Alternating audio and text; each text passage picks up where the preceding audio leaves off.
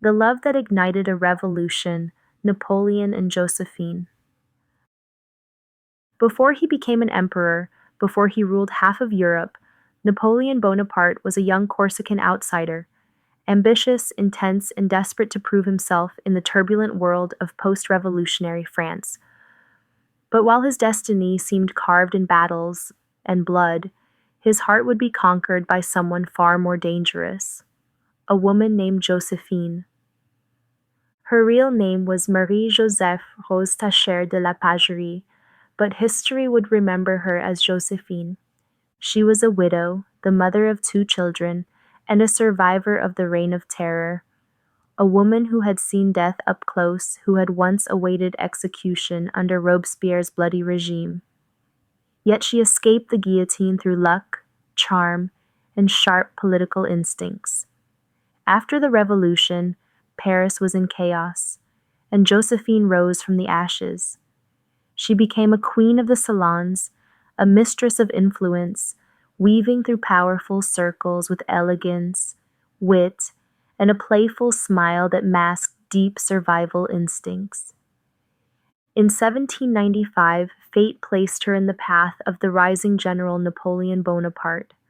He was 26, she was 32.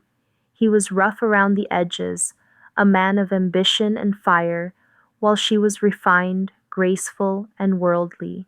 She wasn't immediately impressed by him.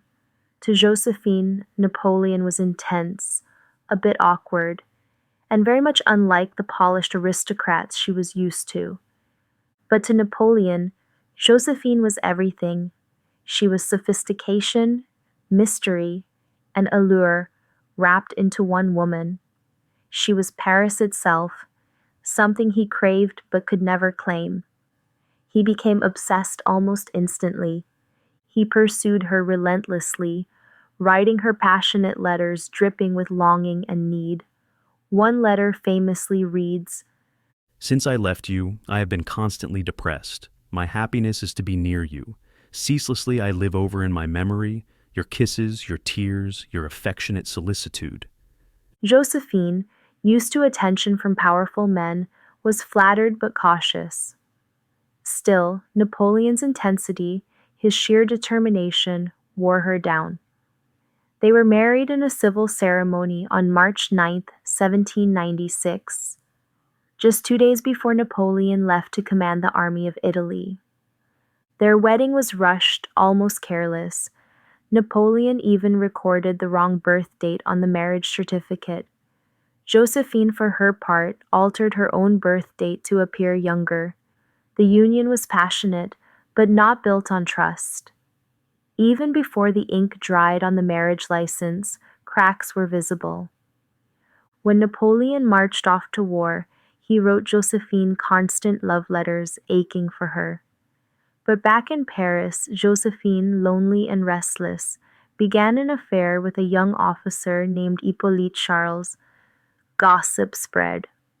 Napoleon heard the rumors even as he was fighting battles hundreds of miles away. He was devastated. His letters turned darker, filled with suspicion and rage.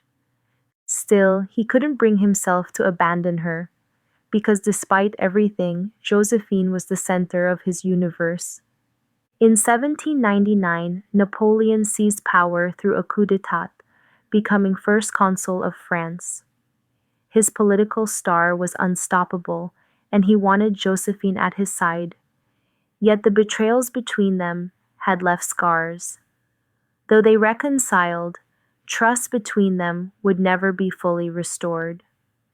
Then came the most dramatic moment of their shared history, Napoleon's coronation. On December 2, 1804, in the majestic Notre Dame Cathedral of Paris, Napoleon crowned himself emperor and then crowned Joséphine as his empress. She knelt before him, cloaked in velvet and jewels. It was a moment of triumph for both. The Corsican outsider and the Creole widow had risen higher than anyone could have imagined. But behind the grandeur, there was heartbreak. Joséphine, despite her role as empress, could not give Napoleon the one thing he needed most, an heir. Years passed with no child. The pressure from court, from political allies, from history itself mounted. In 1809, after years of growing internal struggle, Napoleon made the most agonizing decision of his life. He announced their divorce not because he no longer loved her, but because France demanded a son. The divorce ceremony was heartbreaking. In a solemn court setting, Joséphine read her prepared statement with trembling hands, acknowledging that the divorce was necessary for the good of France. Napoleon then rose and declared, God knows what it has cost my heart to consent to the dissolution of a marriage which for 13 years has been the source of all my happiness. Joséphine wept openly. Napoleon himself choked back tears. Even after their separation, they remained deeply connected. Napoleon ensured she lived in luxury at the Château de Malmaison. They continued to exchange letters. He would send her gifts. Visitors to Malmaison noted how she kept portraits of him in every room. When Napoleon remarried, it was purely political, to Marie Louise of Austria, who did bear him a son, Napoleon II. But the marriage lacked the passion he had shared with Joséphine. Joséphine died in 1814, alone but still adored by those who knew her true spirit. When Napoleon heard the news while exiled on the island of Elba, he locked himself away for 2 days and refused to see anyone. Later, when he was exiled again to St. Helena, stripped of his titles, his empire, his legacy, he spoke her name on his deathbed. His final words were recorded as, France, the army, head of the army, Joséphine. "Through everything, the victories, the betrayals, the politics, and the wars, she was his greatest love, the woman he could never truly let go of, even when forced to." The story of Napoleon and Joséphine isn't a perfect romance. It's a story of ambition and passion, betrayal and forgiveness, pride and sacrifice. It's messy, complicated, and completely, utterly human. They loved each other fiercely, hurt each other deeply, and yet remained tied together until the very end, not by marriage, but by memory. Because sometimes the greatest revolutions aren't fought on battlefields. Sometimes they're fought inside the human heart.